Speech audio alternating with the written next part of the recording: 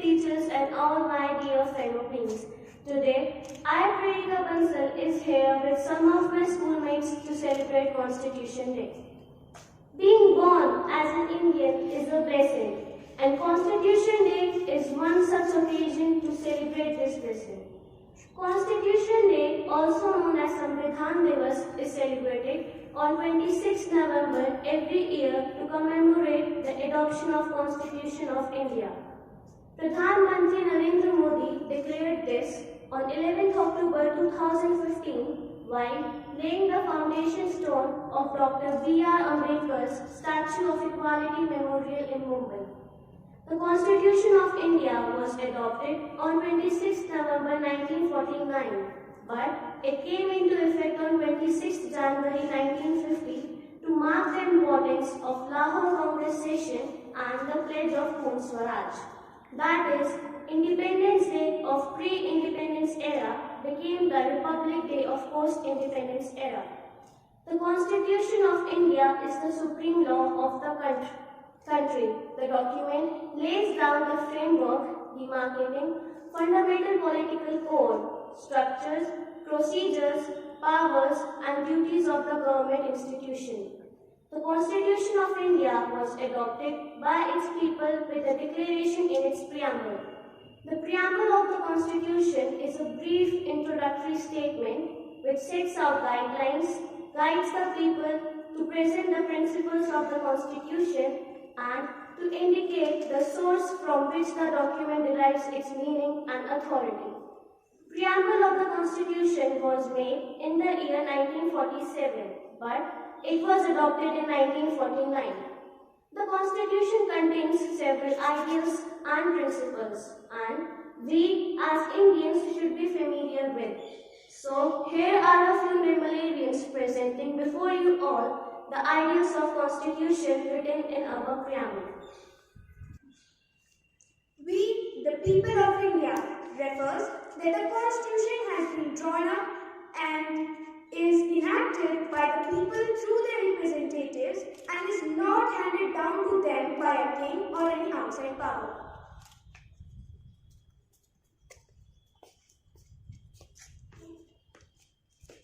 The word sovereign means an independent state having authority to rule its subjects and manage its own security without any outside influence. The Preamble of India proclaims India as a state to be sovereign. It testifies to the fact that India is no longer a dependency or colony or possession of British Crown. Thus, being a free sovereign country, India has the power and authority to rule its subjects, manage its own security, and assert its sovereignty against any outside powers or nations. Thank you. The word socialist was added in the preamble by the 42nd Amendment. The addition of socialist indicates the incorporation of the philosophy of socialism in the Constitution, which aims at elimination in inequality of income, status and standards of life.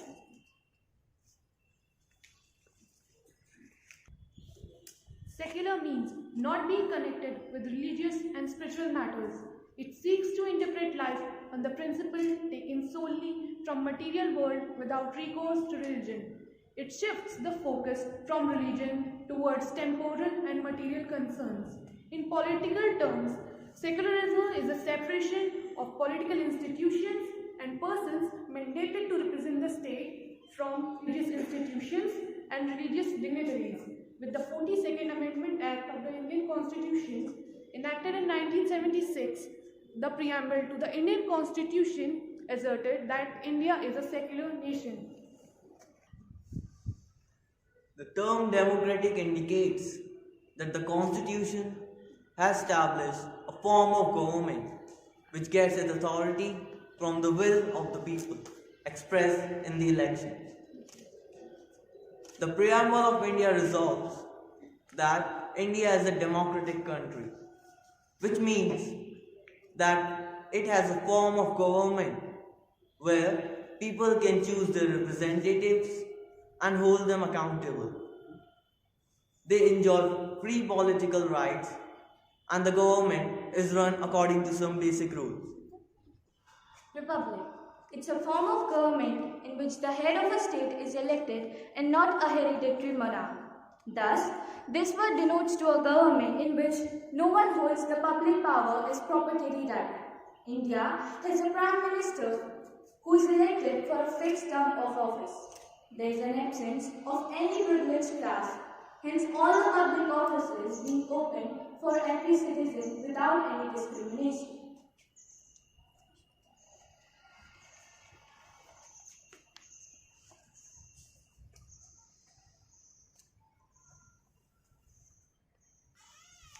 Justice is the right to equality for all the citizens of the country before the law. It is used as a constitutional goal for the social and economic justice.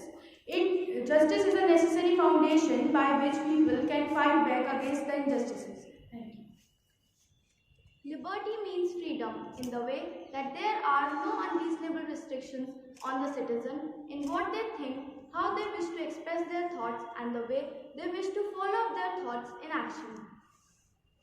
The term equality means the absence of special privileges to any section of the society and the provision of adequate opportunities to all the citizens of India without any discrimination. The preamble of India secures to all its citizens equality of status and opportunity. Equality is the heart of Indian Constitution. All are equal before the law. The term fraternity or bandhutva is amongst the most important and radical feeling of our times. It is used as a constitutional goal to fight back against all the injustices and to get social and economic equality. While drafting the constitution, Dr. B.R. Ambedkar also remarked that among all the four pillars of the constitution, fraternity holds a unique and important position. It is also used as a sense to promote national integration and create a feeling of national brotherhood. Today, let us salute every Indian who has contributed to make India a better place for generations to come. At last, I want to say that Constitution is not a mere lawyer's document. It's a vehicle of life, and its spirit is the spirit of age. So be educated, be organized, and be educated.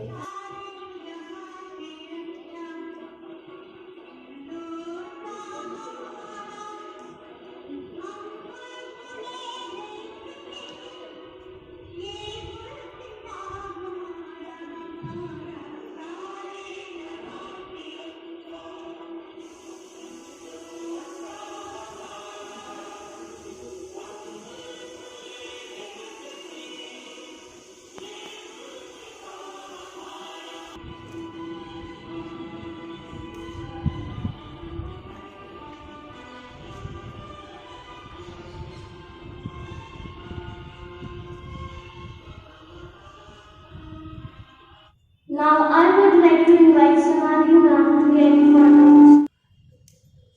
Patriotism is the feeling of love, devotion, and sense of attachment to our homeland and alliance with other citizens who share the same sentiments. Good morning, everyone. We have gathered here to commemorate the Constitution Day, also known as Samvidhan Divas. The Social Science Department, along with the students, feel honored to celebrate this remarkable day in our Indian history. We should think of freedom not as the right to do as we please, but as the opportunity to do what is right.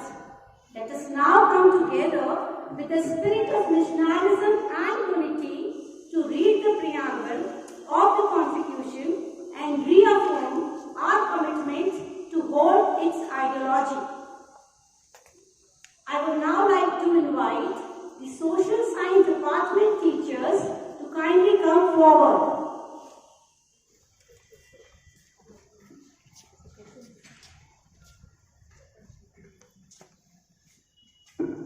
I now request all the staff members and students to take the position at their respective places.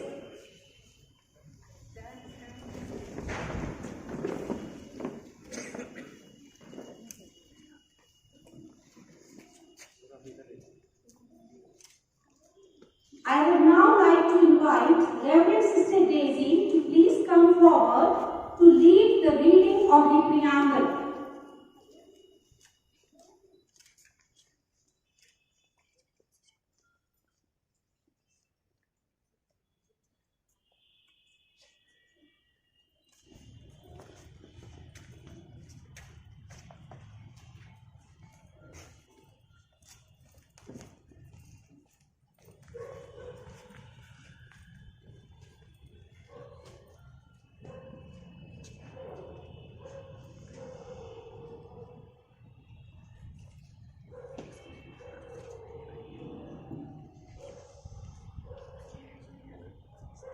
We the people of India,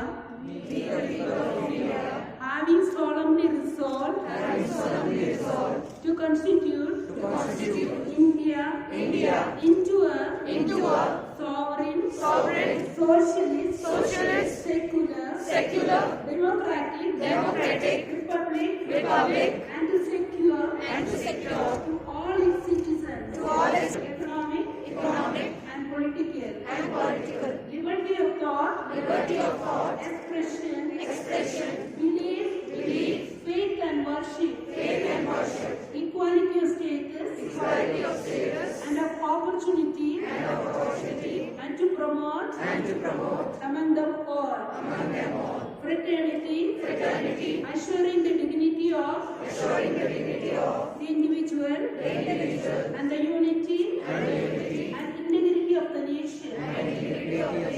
In our Constituent Assembly, this 26th day of November, 1949, do hereby adopt, enact, and give to ourselves this Constitution.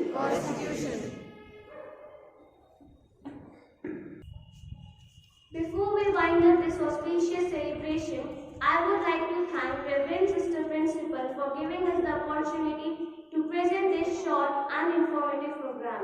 I also extend my thanks to all the staff members and students for their cooperation. Thank you.